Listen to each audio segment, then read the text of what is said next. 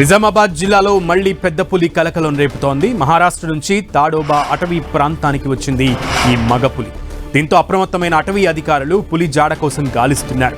జగిత్యాల, సిరిసిల్ల జిల్లాల్లో పెద్ద పులి సంచరించినట్లు తెలుస్తోంది.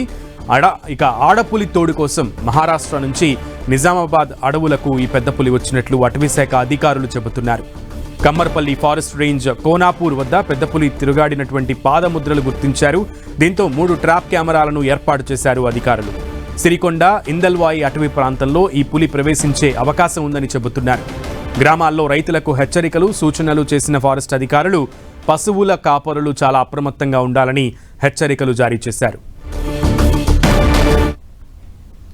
కమ్మర్పల్లి ఫారెస్ట్ రేంజ్లోని కోనాపూర్ అడవుల నుంచి పెద్ద పులి ఎటు వెళ్లి ఉంటుందన్నది అంతు పట్టడం లేదు. 3 ట్రాప్ కెమెరాల్లో ఎక్కడో ఒక చోట పులి జాడ దొరుకుతుందన్న ఆశతో అధికారులు గాలిస్తున్నారు. చుట్టుప్రక్కల గ్రామాల్లో రైతులు పంట పొలాలకు కరెంటు కంచెలు ఏర్పాటు చేస్తుంటారు. ఒకవేళ పెద్ద పులి అటువైపు వెళ్తే ప్రమాదమని అంటున్నారు.